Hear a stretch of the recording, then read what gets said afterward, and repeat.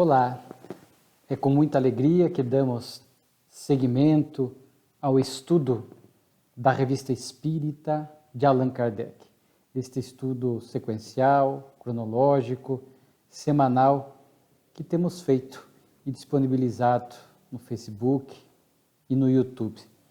São muitas lições. Cada vez que estudamos a Revista Espírita, somos obrigados a reconhecer a grandeza de Kardec, né? O seu trabalho, a sua dedicação, a sua pedagogia, sempre presente na Revista Espírita. Hoje, outubro de 1864. São 9 artigos, mas já antecipo que muitos deles nos trazem valiosas e profundas informações doutrinárias, de forma que nós vamos ter que tomar até um pouco de cuidado com o tempo para não extrapolar muito, mas aqui sempre fica o convite para que busquem a Revista Espírita, a leitura na íntegra dessas lições. Aqui são rápidos apontamentos, apenas para ficar aí no ar o convite a cada um de vocês para que busquem esse trabalho extraordinário de Allan Kardec. Kardec começa com um artigo chamado O Sexto Sentido e a Visão Espiritual, ensaios teóricos sobre os espelhos mágicos. Naquela época, utilizava-se essa expressão espelhos mágicos, como diz Kardec, eram objetos que tinham reflexos brilhantes, como placas metálicas, gelos, garrafas, vidros, copos, e algumas pessoas tinham um poder de, ao olhar para esses objetos brilhantes, enxergarem imagens que revelavam coisas que estavam acontecendo em outro local, revelando coisas do passado, informações atuais e às vezes até questões do futuro. E essas pessoas, de posse desses objetos, respondiam perguntas das pessoas presentes, perguntas mentais, muitas vezes, a revelar que aquilo que ali estava acontecendo não poderia ter explicação apenas nas leis da matéria, que havia alguma causa desconhecida, e Allan Kardec vai fazer, portanto, esse estudo. Kardec é tão grandioso que era um fato que já vinha acontecendo há muito tempo, esses chamados espelhos mágicos. E Kardec fala aqui que, em que pese algumas pessoas terem já cobrado dele alguma resposta doutrinária sobre esses fatos, ele diz que não poderia tê-lo feito ainda, porque ele precisava entender melhor, compreender esses fatos para apresentar uma explicação racional. Então vejamos que Kardec tinha muita paciência para aguardar o momento apropriado para fazer uma abordagem correta. Então ele não tinha impaciência, ele não tinha ansiedade, era alguém equilibrado e sereno, que não se submetia aos caprichos e às cobranças das pessoas à sua volta. E aí ele narra que foi fazer uma viagem, uma excursão espírita, e aqui ele pôde passar perto do cantão de Berne, na Suíça, onde lá havia uma famosa pessoa que tinha essa faculdade. Ele, através de um copo, ele conseguia indicar fontes da água que não se tinham conhecimento, naquela época preciosas, né? Eram muito preciosas, encontrar uma fonte da água que pudesse trazer os inúmeros benefícios para as respectivas propriedades. E essa pessoa também respondia a perguntas mentais, falava às vezes de futuro, falava de coisas da vida do indivíduo, trazia orientações sem que ele sequer conhecesse a pessoa. Era um camponês, e Kardec, como iria ficar na casa, era na casa de um membro da Sociedade de Paris, o Sr. W., e ele, portanto, foi visitar esta pessoa para, em loco, poder entender o fenômeno e apresentar uma explicação. O próprio Sr. W. da Sociedade Parisiense diz que já fez uso dessa faculdade deste indivíduo, deste camponês, que ele, aqui diz assim, na propriedade do Sr. W havia um conduto de água muito extenso, mas por força de certas causas locais, acharam preferível que a tomada da água fosse mais próxima. Então o Sr. W recorreu a esta pessoa, a este camponês, né, que sem deixar o quarto, olhou para o fundo do copo e explicou aonde estariam essas correntes, ou essas minas, né, essas fontes de água mais perto da casa dele e com riquíssimos detalhes geológicos que, sem ir ao local, como é que uma pessoa, quer dizer, nem o consulente sabia, porque alguns dizem, não, ele captou da mente da pessoa que estava ali fazendo o pedido ou a consulta. Quer dizer, mas nem o consulente sabia, ele estava ali querendo procurar junto àquele camponês, saber se havia uma fonte d'água mais próxima da sua casa. E sem sair de casa, ele pôde ali muito bem indicar esse local, que foi comprovado. Kardec descreve um pouco essa pessoa, e claro, para assuntos de fenômenos espirituais, de mediunidade, etc., Kardec fala da seriedade dessa pessoa, o caráter moral, que certamente atraía, se necessário, em alguns momentos.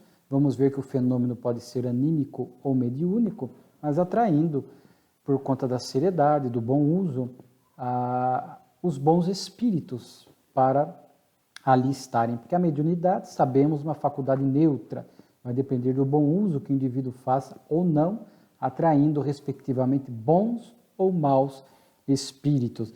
Então, Kardec diz que ele sempre se absteve de responder perguntas levianas, pessoas que iam lá para cá achar tesouro, onde que tem tesouro escondido, tesouro em locais que pudessem ser indicados por ele, e ele disse que nunca se prestou a esse tipo de serviço. Então, Kardec registra que a seriedade desta pessoa, que não conhecia o Espiritismo, sequer sabia como é que ele tinha essa faculdade, como é que ele, com um copo, obtia essas visões, essas imagens que se formavam, dando-lhe respostas para as muitas situações em que ele era consultado.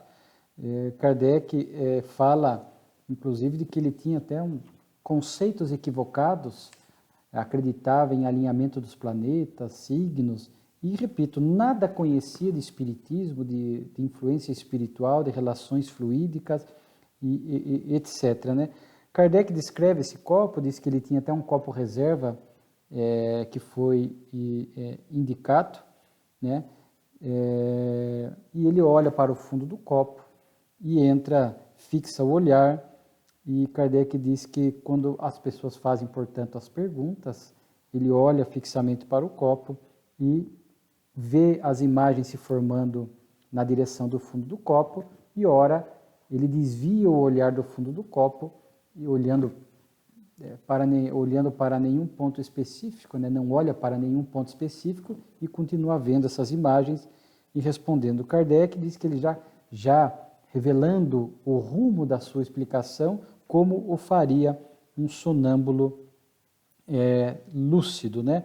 Então Kardec observa, Kardec recebe dele, Kardec diz, conta, portanto, dá um depoimento pessoal, porque esse senhor que sequer o conhecia, e quando estava diante de pessoas curiosas, com propósitos fúteis, não dava vazão à conversa, a qualquer tipo de resposta, e ele percebe já em Kardec essa seriedade, vai falar do seu modo e do seu jeito, conforme ele via as imagens, falar coisas pessoais de Kardec, que Kardec confirma, que ele não tinha como saber.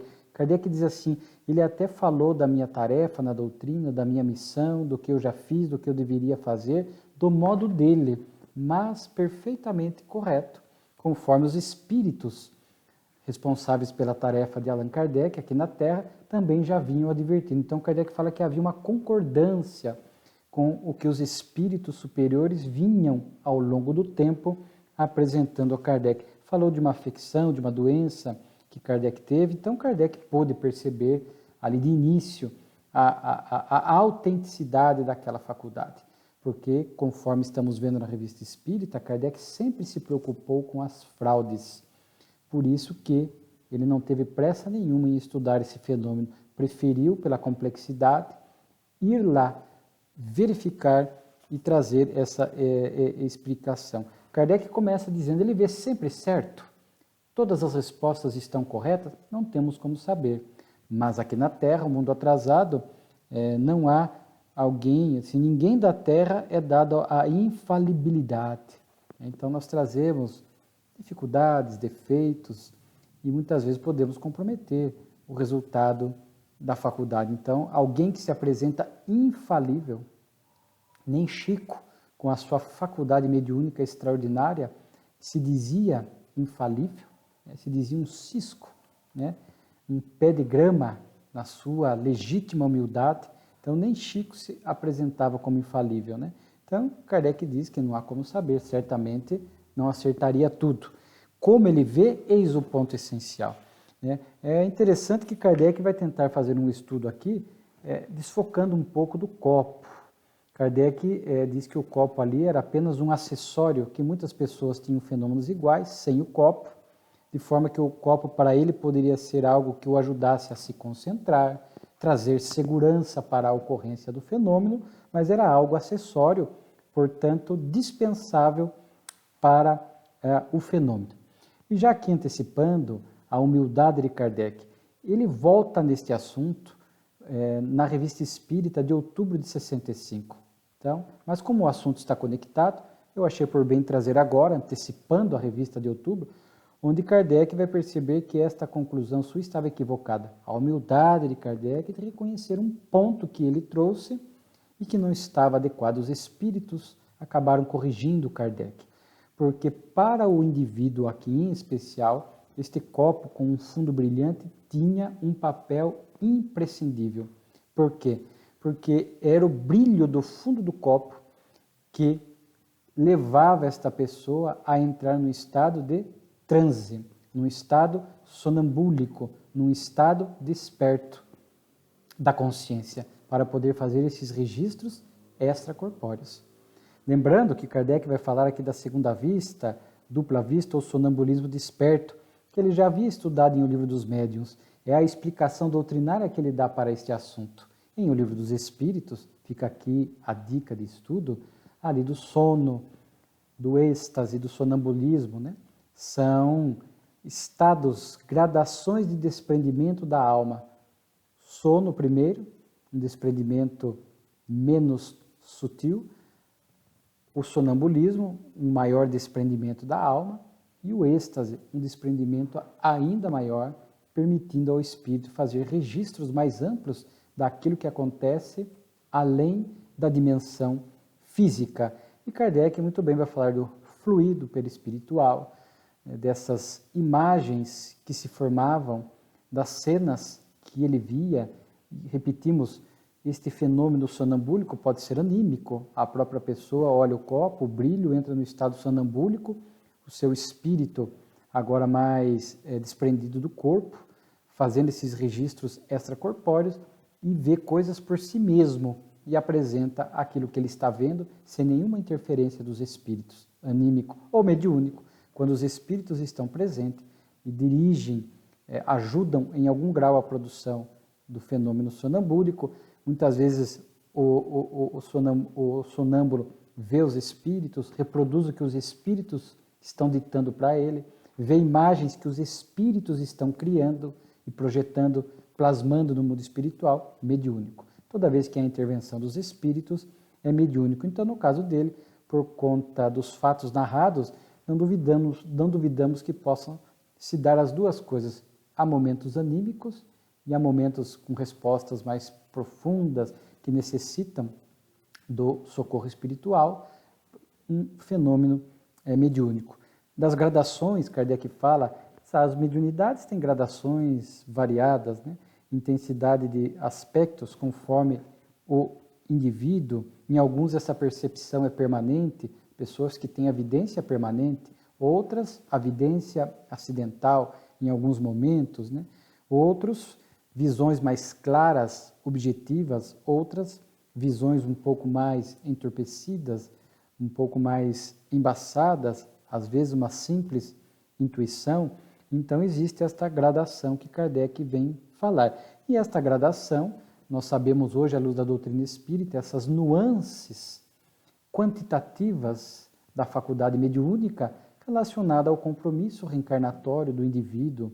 Sabemos que a mediunidade é uma faculdade da alma, mas que o corpo reveste de células e possibilidades na dimensão física. Então, André Luiz, posteriormente, viria, através de Chico, estudar e a falar da glândula pineal, do sistema nervoso central. Então, o indivíduo vem num corpo físico, já com esta glândula, com o sistema nervoso central, devidamente preparado e adequado para as suas necessidades mediúnicas, né? Às vezes, o mediunato, aqueles que vêm em missão, como Chico, uma mediunidade variada, ampla, né? Como Divaldo Franco, né? E outros. Então, nós vamos encontrar essa explicação justamente nisso. Por que um vê melhor? Por que um entra no estado sonambúlico mais fácil, menos fácil, desprende-se mais rápido, mais fácil, mais demorado? Aquilo que vê é mais nítido, no outro não é tão nítido, enfim.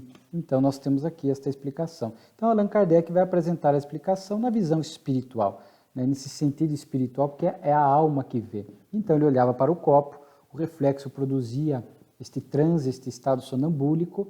Ele, portanto, via com a alma, a percepção é da alma, via as imagens que se formavam. No caso das fontes, por exemplo, poderia ver estas imagens, a distância do local exato onde a fonte estava. Em outros casos, se necessário, os espíritos poderiam plasmar a imagem. Ele via, descrevia. Às vezes os espíritos falavam, respondiam para ele, ele captava, ouvindo, ou de alguma outra forma, uma intuição mais consciente, mais segura, porque era alguém que, segundo consta, já estava há mais de 30 anos exercendo esta faculdade. Mas o fato é que Kardec vem apresentar a explicação espírita.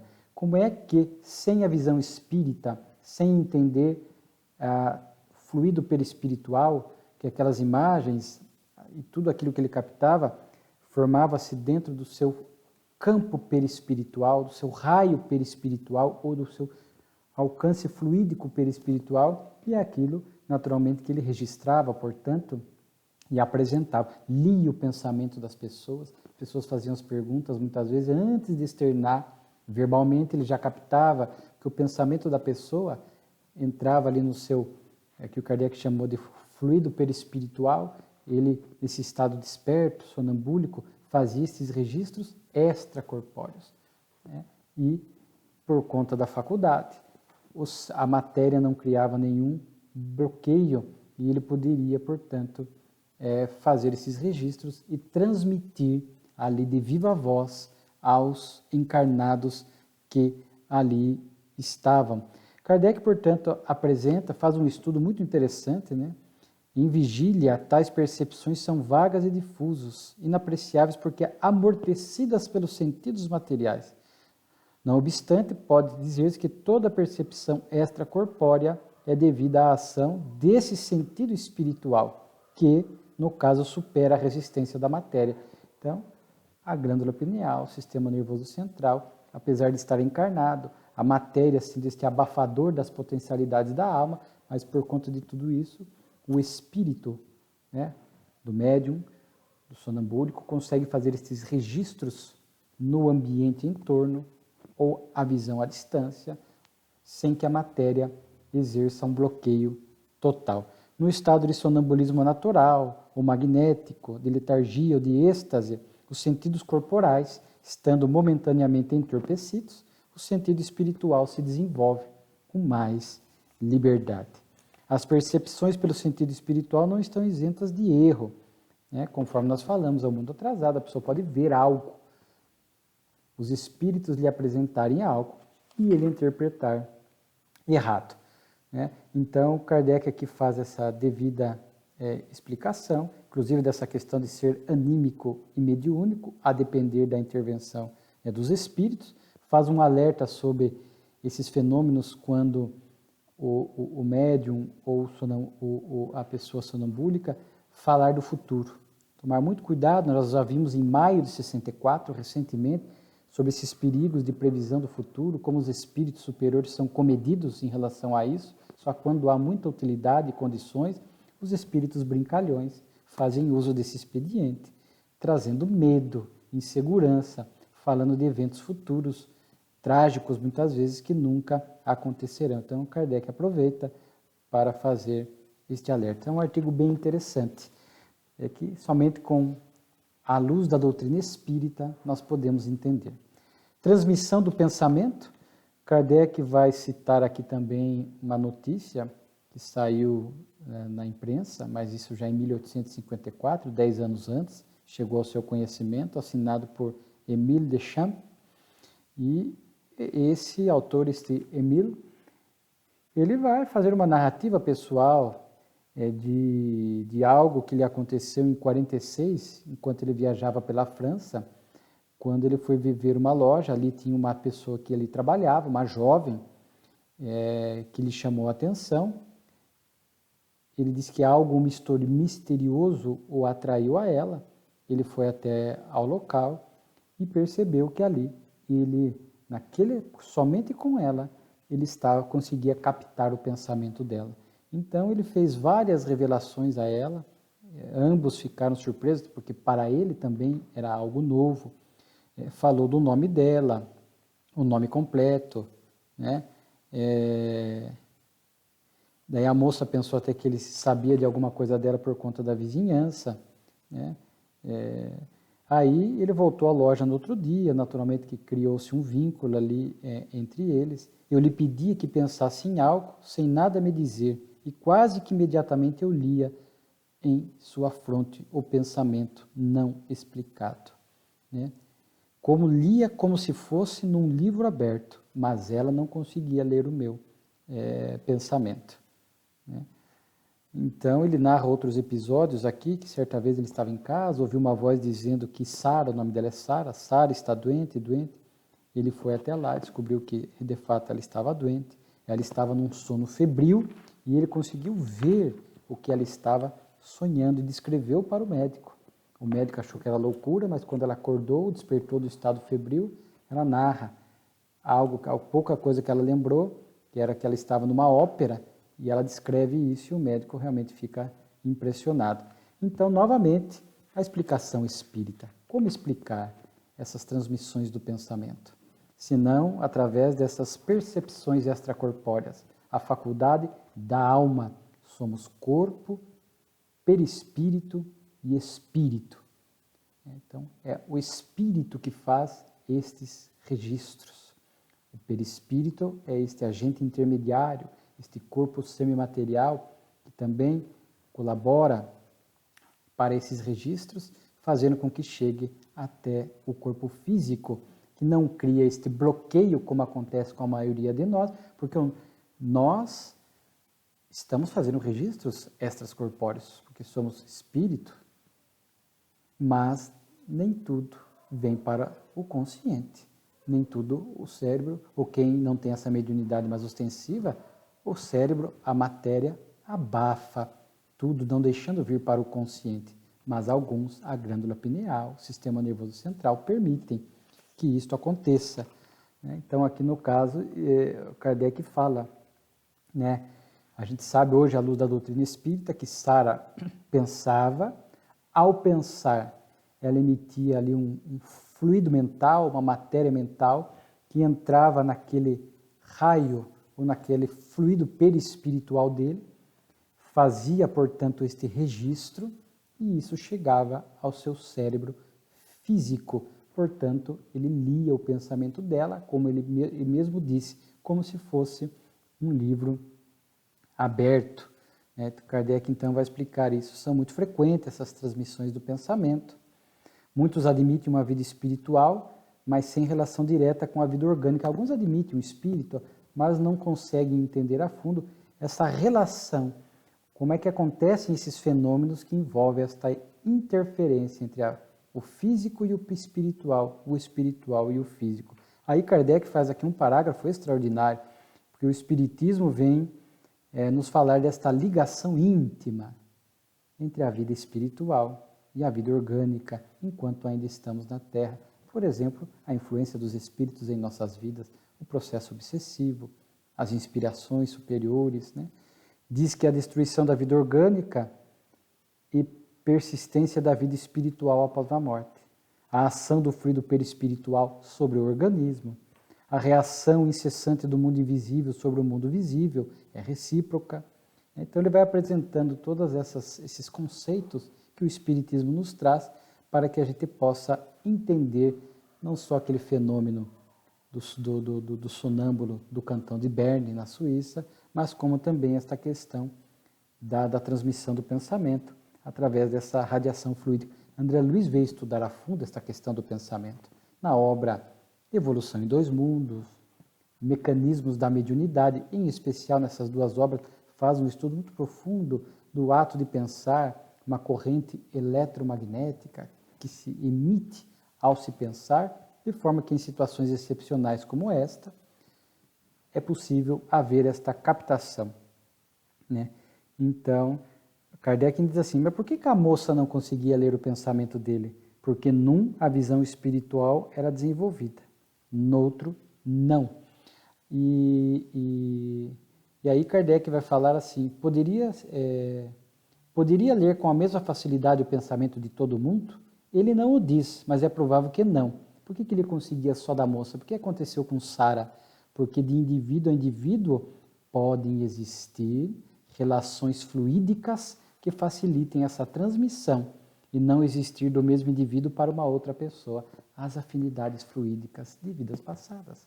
Muitas vezes a telepatia, eu lembro de meu pai e meu tio paterno, eles tinham assim, uma afinidade muito grande, certamente do passado, de forma que um pensava em telefonar para o outro, às vezes o outro já se antecipava e ligava para mim, acabei de pensar em você, eu também. Então existem pessoas onde esta transmissão do pensamento, essa telepatia é recíproca. Então o Espiritismo explica todo esse fenômeno, como Kardec explicou aqui, mas quando as duas pessoas conseguem fazer esta captação, isso está explicado por essas relações fluídicas, por essas afinidades fluídicas, facilitando, portanto, esses registros. Kardec leu o fato na reunião da Sociedade de Paris, aí vem uma excelente comunicação de Mesmer, né, que deixamos aqui para que vocês leiam, né? Mesmer, a primeira vai falar que essa faculdade não poderia ser generalizada no mundo atrasado como a Terra. Imagina se todo mundo conseguisse ler o pensamento do outro. Seria um caos, seria de fato um prejuízo muito grande para as relações humanas, porque ainda trazemos pensamentos impuros, equivocados. Você imagina, por exemplo, os nossos impulsos sexuais descontrolados, quanto desconforto poderia gerar em determinadas situações, de forma que é uma faculdade excepcional aqui na Terra, que acontece em situações muito pontuais, para que esses fenômenos, esses fatos, nos convidem a uma reflexão maior em torno da nossa essência espiritual, do intercâmbio entre mundo físico e mundo espiritual, e vice-versa, o verdadeiro objetivo da vida, que nós não somos o corpo. Então, por isso que esses fenômenos ainda não acontecem com todos, são excepcionais. E ler o pensamento, como dissemos, Mesmer fala que seria realmente algo muito difícil. E que Jesus tinha, ele chama de adivinhação. Era o maior dom de Jesus, ou seja, Jesus, um espírito puro, por conta, o que gerava que o corpo físico não ocasionasse nenhum bloqueio às potencialidades espirituais e morais do Cristo. Então ele lia os pensamentos, captava, penetrava no íntimo de cada um, sabia da realidade moral de cada um, das vidas passadas de cada um, das reais lutas, mas um espírito puro como Jesus, naturalmente sabia lidar com isso adequadamente, sem criar qualquer tipo de constrangimento, sem expor a pessoa aos outros. Talvez ali numa conversa reservada ele pudesse falar algo que fosse útil, mas sem afligir a pessoa, sem humilhar a pessoa. Então não encontramos isso no Evangelho. Jesus, diz Amélia Rodrigues, penetrava o íntimo da alma de cada um, sabia o que realmente se passava, desarmava os fariseus com as suas intrigas e com as suas ciladas, porque sabia de antemão a real intenção dessas pessoas. Por isso, Mesmer cita Jesus. De forma que o próprio Kardec, em sua nota, vai falar desta inferioridade da Terra, né, que não nos permite que isto fosse uma faculdade generalizada. Nos mundos superiores, conforme alguns relatos, ali nós sabemos que as pessoas, há mundos superiores, onde a matéria já é mais sutil e não gera tanto este bloqueio ou esse a matéria já não é o corpo, já não é esse abafador das potencialidades da alma. Então, mesmo estando no corpo, em mundos superiores, o indivíduo encarnado faz registros maiores, sem que isso gere qualquer situação de constrangimento, porque lá já se está num estado moralizado avançado, de forma que não há o que um esconder do outro. Lá a faculdade mediúnica ela é para todos, em alguns mundos superiores, estando no corpo, enxerga-se o mundo espiritual sem nenhum rodeio, mas aqui ainda acontece aqui e acolá, pessoas que lembram de vidas passadas, pessoas que têm essas mediunidades extraordinárias, pessoas que promovem fenômenos a nos convidar a um pensamento mais alto em torno da vida, né?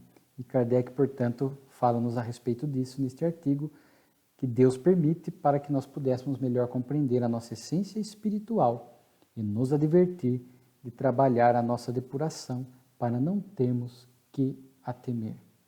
Espiritismo na Bélgica, as viagens de Kardec, né, de 60, 61, 62, 64 e 67. As 5 viagens espíritas de Kardec.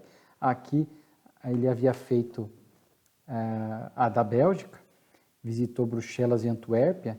Então aqui ele faz praticamente um inventário sucinto da viagem, a sua felicidade por conhecer os grupos espíritas de Bruxelas, de Antuérpia. Fala que encontrou grupos espíritas familiares muito simpáticos, pequenos, mas onde havia a homogeneidade de sentimentos, iniciantes. Então Kardec ficava muito feliz quando podia ver esses bons frutos do espiritismo em outras localidades. Cita aqui o nome de alguns centros que ele visitou: a Fraternidade, o outro Amor e Caridade. Inclusive ali eles davam muita ênfase à caridade e ajudar os menos favorecidos economicamente, e os espíritos ali, havia um médium bom, indicava a ele aonde ele podia ir e encontrar essas pessoas que estavam realmente carentes de uma ajuda material. Nós vamos ver que aqui, tanto em outubro quanto em novembro de 64, alguns fatos que Kardec vai trazer aconteceram nessa viagem espírita para a Bélgica. Inclusive, em 64, já fazendo um spoiler, vai se transcrever aqui um dos seus discursos extraordinários. Sempre, já registramos antes, né? Os discursos de Kardec são verdadeiras pérolas doutrinárias. Kardec fala de um médium tiptólogo excepcional, através de pancadas, fenômenos físicos. Ele vai citar até o próximo artigo nosso, mas assim o que nos chama a atenção, ele fala desses grupos menores, que facilita a homogeneidade, a comunhão de pensamentos. Ele diz aqui, é melhor que numa cidade tenhamos 100 grupos de 10 do que um grupo único que reunisse a todos. As dificuldades do relacionamento pessoal, de organização, naturalmente ficariam mais difíceis. Kardec fala disso, da homogeneidade, dos grupos menores, dos centros menores. Naturalmente que hoje a casa espírita em muitas localidades ganhou uma dimensão diferente. Lá eram grupos familiares pequenos que se transformavam em sociedades, que cresciam. Mas Kardec sempre falava da importância já falamos disso, a importância de se, numa cidade, o movimento espírita cresce, é preferível fundar mais casas espíritas, espalhar-se pela cidade, grupos menores, do que muitas vezes 1 ou 2 grupos gigantes, e geraria essa dificuldade. Existem em cidades grandes centros gigantes, 1.000, 2.000, 3.000 frequentadores, naturalmente que é muito desafiador, mas vemos pessoas, trabalhadores sérios, com muitos voluntários dedicados, que conseguem sim manter a disciplina nesses locais, mas é sempre um desafio adicional. E Kardec traz algo interessante, que por conta da imperfeição da criatura humana aqui da Terra, é natural que surjam pessoas que se tornem desafios na convivência, mesmo na casa espírita, mesmo nos templos religiosos. E aí ele diz assim, são provações para a fé dos espíritas sinceros. Eu achei tão interessante isso, que lidamos com isso ainda hoje, apesar do alerta de Kardec, as dificuldades de relacionamento na casa espírita, os melindres, os pretensos adeptos, conforme nós já vimos, pessoas que não estudam a doutrina a fundo e ficam emitindo opiniões, se transformam em pedras de tropeço dentro da casa espírita, são braços dos obsessores, pessoas que não procuram aplicar o evangelho a si mesma e criam imensas dificuldades, provações, situações que nos permitem sermos avaliados por nós mesmos, como é que eu lido com aquela pessoa, qual foi a minha reação, meu comportamento, eu entrei na sintonia dela, de ódio, de revide, de melindre, eu me mantive paciente, tolerante, é uma provação. Provação é isso, são situações que nós passamos, que nos permitem nos avaliar como estamos e nos permitem progredir, evoluir, ir adiante, porque são testes para fortalecimento ou conquistas de virtudes, paciência, resiliência, tolerância, a pessoas que são nossos coaches morais e estão nos educando. Então Kardec narra um pouco isso, fala dessa tipologia rápida e inversa num outro artigo. Kardec descreve aqui que é um médium que usava uma mesinha com 3 pés, e cada pé era responsável por 8 letras aproximadamente do alfabeto, então era uma forma de comunicação dos espíritos muito rápida, o médium tinha essa característica, pessoas ali ajudavam, iam marcando as letras rapidamente conforme a batida, o primeiro pé, uma batida é A, 2 é B, o terceiro pé começava na letra, Kardec fala aqui, começava na letra I, então uma batida I, etc. O terceiro pé começava no Q, e enfim, aí Kardec fala, a escrita através da psicografia, que o médium também era de psicografia, é muito mais eficiente. Mas aquele método servia para impressionar ainda os incrédulos, que vendo uma mesinha de 3 pés, batendo com intensidade, respondendo perguntas, tinha muita utilidade os fenômenos dessa forma para despertar nos incrédulos a realidade espiritual. Pois um criminoso arrependido é uma comunicação assim que aconteceu em Bruxelas, também nessa excursão de Kardec. Ele fala que estava numa reunião familiar espírita com poucas pessoas, 7 ou 8, e lá a médium recebeu de forma, através no papel, né, psicografia, arrependo-me, Latour. Era um assassino, Jacques Latour. Uma comunicação tão importante que Kardec traz tantas instruções, recomendo. Eu vou fazer só aqui um apontamento. Kardec a inseriu na obra O Céu e o Inferno, a 4ª obra do Pentateuco, criminosos arrependidos. Então vemos aqui mais uma vez a Revista Espírita ajudando na construção das obras fundamentais. E a comunicação, depois a médium segue, porque era psicofônica também, e ela continua a comunicação. E nos chama a atenção aqui, pela descrição, o grau de intensidade da psicofonia. A intensidade da fala, os trejeitos. Há pessoas que têm a psicofonia inconsciente e conseguem entrar por conta das suas características mediúnicas. Vimos ali também glândula pineal, sistema nervoso central, permite um transe, uma vinculação fluídica maior, a ponto de repetir, ali conseguir reproduzir expressões faciais, algumas coisas intensas do espírito, mas o médium, mesmo inconsciente, controla a faculdade. Deve bloquear qualquer abuso do espírito. André Luiz estuda nos domínios da mediunidade, a faculdade inconsciente. É através da autoridade moral, porque o médium está ali, um pouco mais distante do corpo, acompanhando e fiscalizando a comunicação. De forma que se o espírito vai quebrar um lápis, jogar uma cadeira, falar palavrões, o médium, pela autoridade moral e pelo acompanhamento mental que está fazendo, bloqueia. Agora, se ele não tem estudo e moralidade, o espírito usa e abusa. De forma que, interessante isso. Mas é um espírito, matou muitas pessoas e trazia ele foi guilhotinado, e ele diz que a guilhotina era insignificante diante das dores que ele estava passando no mundo espiritual. Isso sensibilizou a muitos médiuns.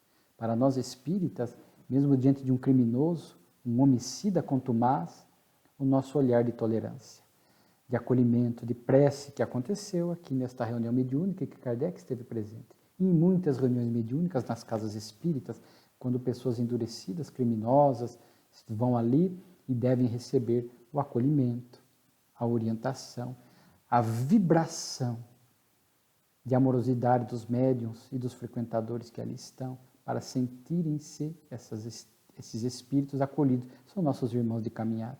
Muitas vezes o que eles fizeram hoje, nós fizemos no nosso ontem reencarnatório. Se não fizermos igual, algo semelhante, de forma que temos que ter esta profunda tolerância.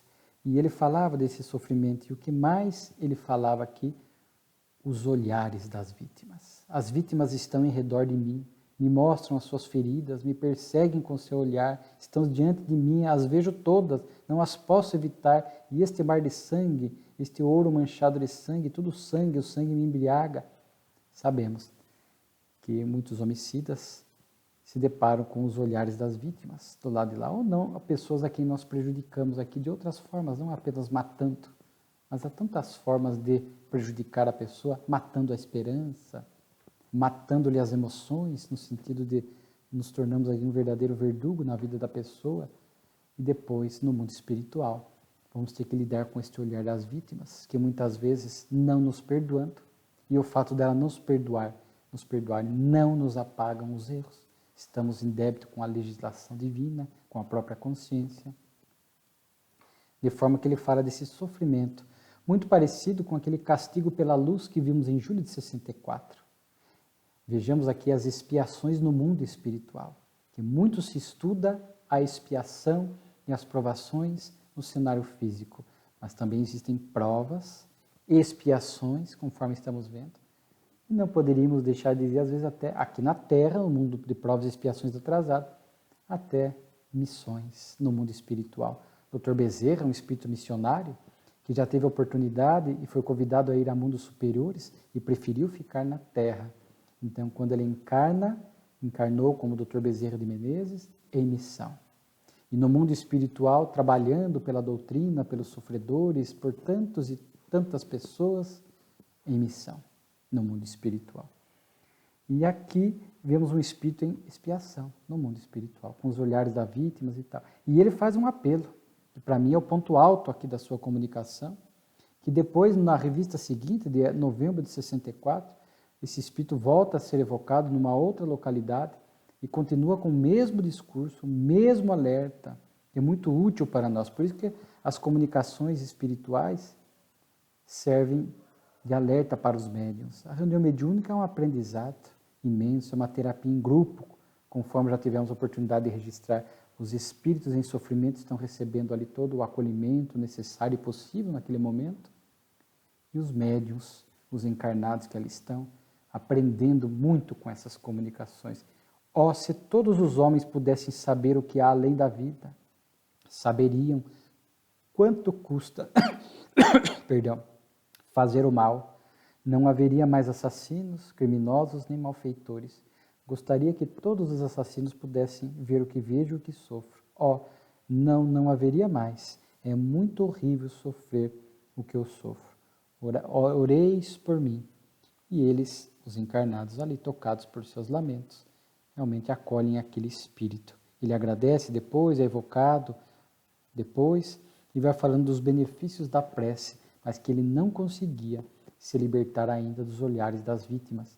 E ele fala, portanto, o que ele está dizendo aqui, malfeitores, criminosos, é que o conhecimento da doutrina espírita, em especial da lei de causa e efeito, aprendemos que a semeadura é livre, mas a colheita é obrigatória.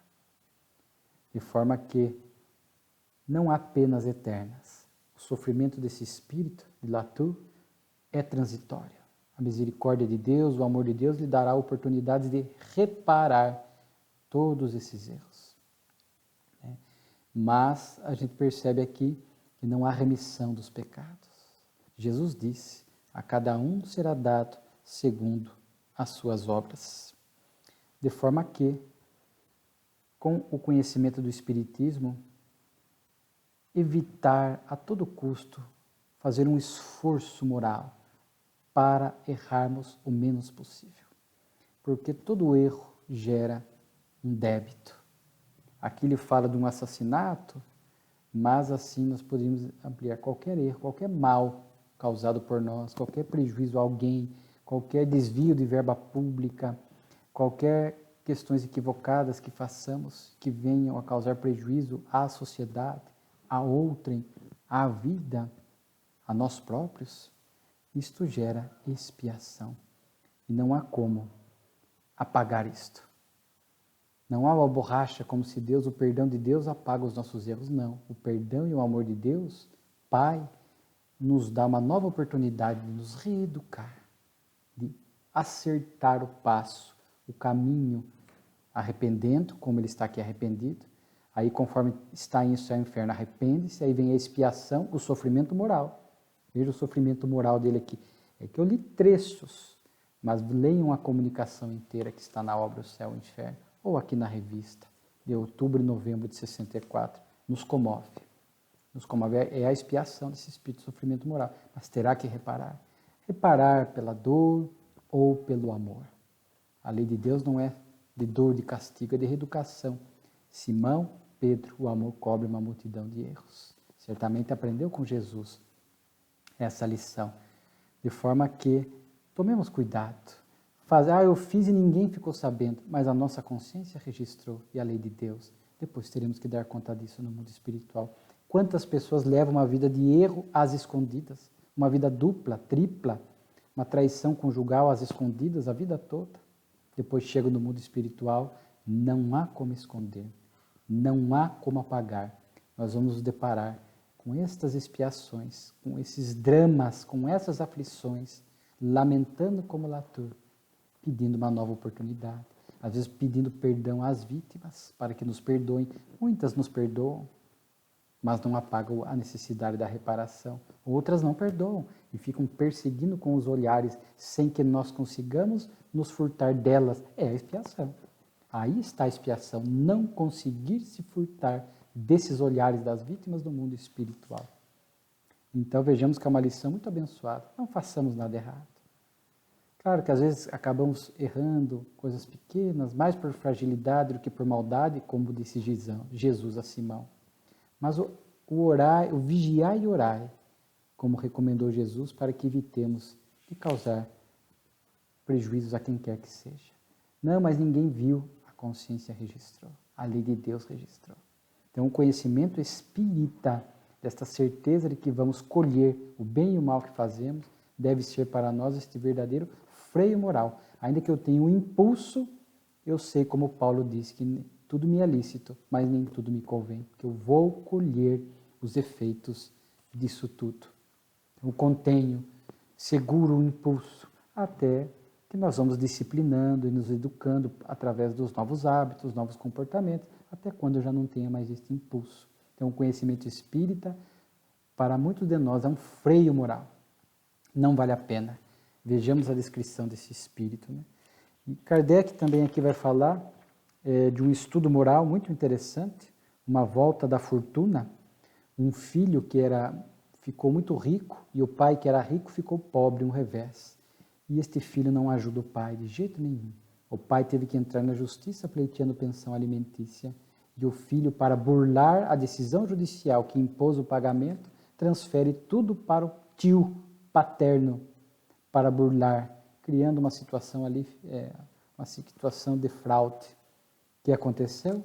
O tio, logo após a transferência dos bens, morreu. Não tinha família. O único herdeiro era o irmão dele, pai do rapaz. Aí veio tudo para o pai.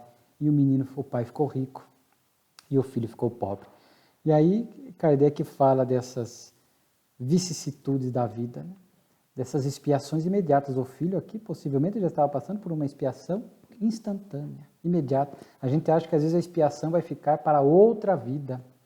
Às vezes a expiação já começa na atual reencarnação, como essa história aqui. E o filho poderia ter tido várias oportunidades de rever e se arrepender e agir diferente. Quando o pai entrou na justiça, ele podia ter se sensibilizado. Preciso acolher meu pai. É um dever filial. Está em o Evangelho segundo o Espiritismo, né? Esse dever filial, o cuidado com os pais. Isso não significa que em situações muito pontuais, por especificidades que estão ali presentes, não se possa contratar um cuidador por conta de, às vezes, os filhos são ocupados, não conseguem, então um cuidador. Mas não perder ali a sua presença, a afetividade, o acolhimento. Não é como muitos fazem, coloca-se num local ou transfere-se para um cuidador e nunca mais vão ver os pais, ou raramente vão ver os pais. Né? Mas aqui fala disso. E Kardec fala aqui das vicissitudes da vida. Às vezes o mal proceder gera uma expiação imediata, uma reação imediata da vida, que já serve de alerta para nós. É que muitas vezes a gente não consegue perceber isso. E como diz Kardec, assim Kardec diz, citando Kardec, na sua grandeza, a cada instante recebe o homem terríveis lições, das quais infelizmente tira pouco proveito, enceguecido pela paixão, não vê a mão de Deus que o fere. Longe de se acusar por seus próprios infortúnios, reconhecer o erro, atribui-os à fatalidade e à má sorte, irrita-se muito mais do que se arrepende. Em vez de ter reconhecido seus erros para com o pai na história, de ter a seu respeito voltado a melhorar sentimentos, talvez até tivesse conservado com ele mais animosidade. A hora que o pai ficou rico, o filho ficou pobre. Não se sabe, aqui não se conta se o pai for acolher o filho. Mas o filho teve ali advertências. Poderia ter mudado, poderia ter se arrependido. Quantas coisas acontecem em nossas vidas? Kardec se desgraças, decepções, perigos. Passamos por um acidente, passamos por um revés econômico, passamos por uma doença e muitas vezes ali estão as advertências para que a gente possa olhar a vida com mais cuidado, buscar mais espiritualidade. Eu visitei muito tempo, fazia visita espírita em hospital.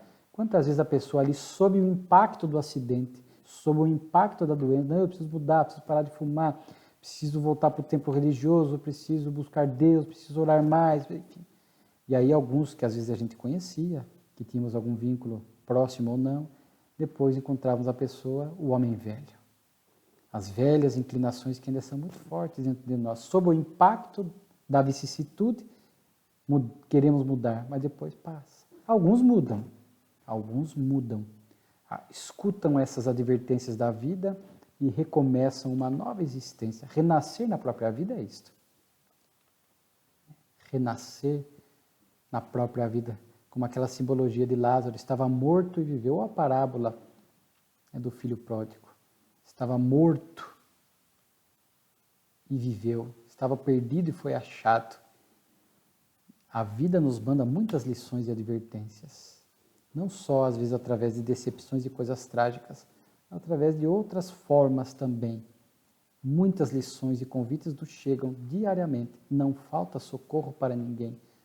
Socorro espiritual, um amigo encarnado, um livro, uma poesia, uma palestra, uma situação que aconteceu com outrem, não foi nem conosco, mas a gente observou, tomamos conhecimento, já deveria servir de alerta para nós.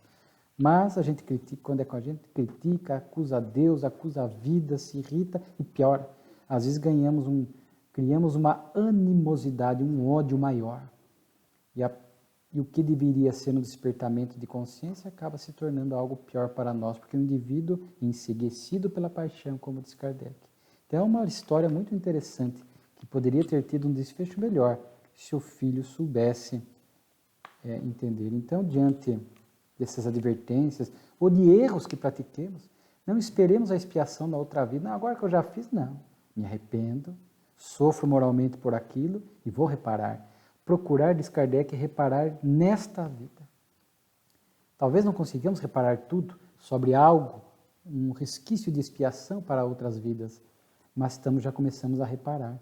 Lembrando que o amor cobre uma multidão de erros. Se eu não consigo reparar à pessoa que eu fiz o mal, eu faço bem a outrem, à vida, e vou amenizando, diluindo meus débitos, sendo possível até, isto é a lei de Deus que contabiliza de forma justa e perfeita, aliviar totalmente o meu débito. Recomendo a obra Ação e Reação de Chico, onde André Luiz estuda ali num capítulo débitos expirados. Como é que nós fazemos para expirar um débito? realmente muitas coisas ali têm que ser cuidadas, né? Sanar todas as pendências morais que ficaram ali diante da situação. Não é fácil, mas se eu não vou conseguir expiar todo o débitos, André Luiz estuda débitos atenuados. Posso atenuar pelo bem que eu faço. Se um casal praticou um aborto no início do relacionamento, esperar uma expiação futura. Eu faço bem, me torno voluntário numa creche, ajudo uma criança, faço bem, vou aliviando. Isso é importante, Kardec fala a respeito disso, né?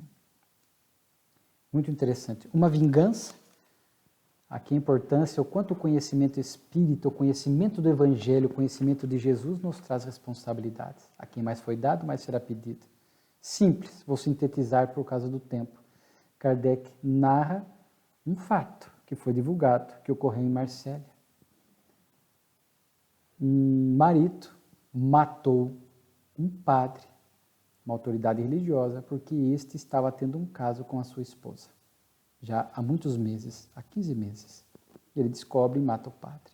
Aí ele pergunta, quem é o mais culpado nessa situação? Ele analisa a mulher, analisa a conduta do padre, do marido, e ele conclui, cada qual que tem a sua gradação de erro, há gradações, mas o erro maior era da autoridade religiosa, que, como diz aqui Kardec, ensinava à juventude as verdades da religião, pregava as virtudes do Cristo, a eternidade das penas. E aqui Kardec até faz um paralelo.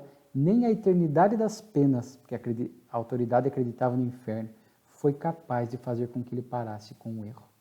Então, para muitos, o medo do inferno, que no passado, há muito tempo atrás, o medo tinha um papel de freio, hoje nem para isso mais serve. As pessoas que nem temem mais e erram.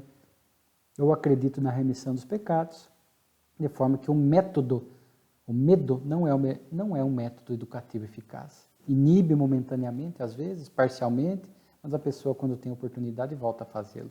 O conhecimento, as reflexões morais profundas, o Evangelho, e aqui, em particular, o Espiritismo, que é o cristianismo redivivo, nos convida a esta reeducação, a fim de que possamos perceber que não vale a pena lesar a quem quer que seja. Voltamos àquela história, né? Aqui ele diz ainda, 15 meses a traição. Poderia ter caído em si a autoridade, a mulher, e cessado o erro. Às vezes a gente começa a errar e fala, bom, já que errei, agora que vá. Não. Para o quanto é tempo, cessa o erro. Tenta reparar, aliviar, né? Reajustar os passos aqui na Terra. Um erro não diz que a reencarnação está toda perdida. Alguns erros não dizem que a reencarnação está toda perdida. É possível reabilitar-se moralmente e aliviar os nossos débitos futuros, sempre através do bem que nós fazemos. Portanto, o conhecimento espírita é um convite para que possamos agir melhor aqui na Terra. Aqui não é uma pregação puritana, não errar. Somos falíveis ainda. Mas é estarmos atentos e vigilantes para errar o menos possível. E se errar, desculpar-se. Reparar, reconhecer o erro, não praguejar a vida, fazer o melhor. Kardec, notável. Reconhece seu espírita pelo esforço que faz para domar as suas más inclinações. A luta interior para acertar. Se faliu por fragilidade, recompõe-se, ora e procura fazer certo. Se causou prejuízo a alguém, procura reparar. Se a pessoa não quer, entendemos, é possível, fazemos o bem à vida para atenuar os débitos.